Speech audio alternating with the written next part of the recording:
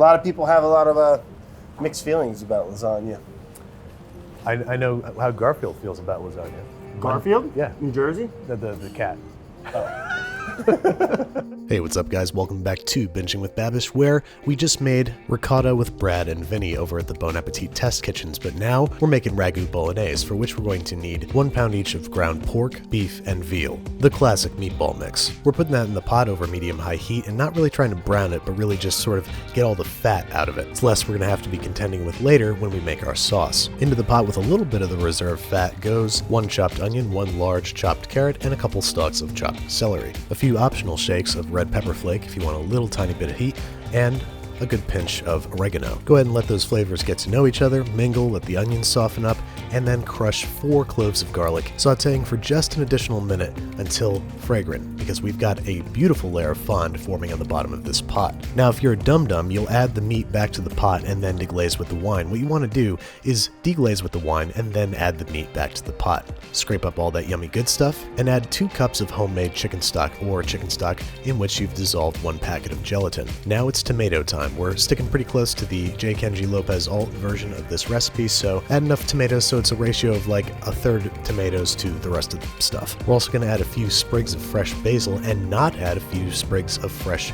sage. Chop that stuff up, don't put it in a hole like I did. Along with a 1.5 cups of milk, stir it up a little bit, add 2 bay leaves, make sure everything's evenly dispersed and submerged, and it's time to slow simmer this guy for a solid 4 hours. Alternately, you could bake it with the lid partially open in a 325-degree Fahrenheit oven for about 4 hours. Once it's gotten nice and thick and rich and relatively cohesive, let's fish out our sage and basil leaves, add a solid 1/2 cup of freshly chopped basil, and 1/2 cup of heavy cream. We're also going to add a solid 3 ounces of grated Parmesan, or like half a wedge, whichever one comes first. Mix everything together, make sure everything's nice and melted and cohesive and rich and yummy and oh god, this stuff is good. But as always, we waited until the end to season with salt and freshly ground pepper. Probably getting tired of hearing this, but wait until the end to season your sauces and soups and stuff like that. Before you eat it all yourself by the spoonful, we're going to place this guy on the back burner because now it's time to make fresh pasta. This is not our first time making pasta on the show. If you want to see how to make pasta from scratch, go check out the basics episode on that. I'm just sort of doing the grandma thing here, no measuring, bunch of flour, bunch of eggs, a little bit of salt, mix them all together. Now usually the problem I run into is that I've overhydrated my dough, and this time I've underhydrated it, so it is very, very hard to knead. If only I had some big, strong hands to help me with this. Big, strong hands, you say, Babish? Step aside. Oh look, it's a really tall guy named Brad. Should I do that again? But it looks like even Brad Leone from It's Live with Brad is having a really hard time with this dough. It's severely underhydrated. But not to worry, we've got a fix for that. For now, we're cutting up the dough into 4 equal pieces and wrapping in plastic wrap, letting rest at room temperature for 30 minutes and starting to roll out using a pasta roller. Now, if your dough is underhydrated, you'll see that this starts to happen. The edges, when you put it through the pasta machine, are going to come out all torn and tattered. The fix, re-knead the dough with a little bit of water.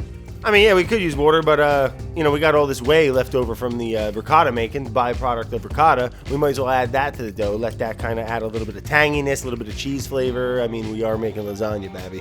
Is it weird that I like it when Brad calls me Babby? Anyway, it's almost time to assemble. Now, I propose that we start with lube layer of sauce. Yeah, lube layer sounds great. And, get a little sauce on the bottom, and then we'll drop, some noodles? We made them a little wide. Do you mind if they overlap a little bit? No, a little overlap, it's life, but it's 2018. You guys, Brad's right. It's 2018. Let's embrace the overlap. Anyway, we're starting with sauce, then mozzarella, then ricotta, between each sheet of pasta. Yeah, we're going to do a little pot cheese, bud. Remember that stuff we made? Between the Sheets with Babish and Brad, coming soon. Now, I am decidedly in the anti-ricotta in lasagna camp, but I'm going to trust that this is going to work out. So, Brad, what do you say we go ahead and bake this thing? Oh yeah, we got the oven set to 375. We got a little Parmesan topper. I see you're hitting it with a little bit of freshly ground pepper right there. And throw this bad boy in on a little sheet tray. All right, smart move there, Babby. So in case we get any bubbling over, we don't go smoking up, burning down your house, And 45 minutes later, it's time to dig in. Whoa, you gotta wait a little bit. Everyone knows lasagna's gotta rest, I'd say about 30 minutes, if not overnight. And after the longest 30 minutes of our lives, it's time to dig in. And as you might have guessed, it's got a hell of a cheese stretch. Top it up with a torn basil leaf, and, we gotta get Vinny up here for this. Get a plate, alright? You're part of the team, baby. Because lasagna should be enjoyed as a family. Now, I gotta say, for the first time ever, I did not hate the inclusion of ricotta in this. Yeah, it's I mean, it's cheesy. You know, the mozzarella's nice. It's got a nice stretch to it. But I tell you what, that silent little sleeper there is the ricotta. All right, well, thank you guys for coming over and showing me the error of my ways. All right, Babby, thanks for having us, man. Wouldn't want to make lasagna with anyone else.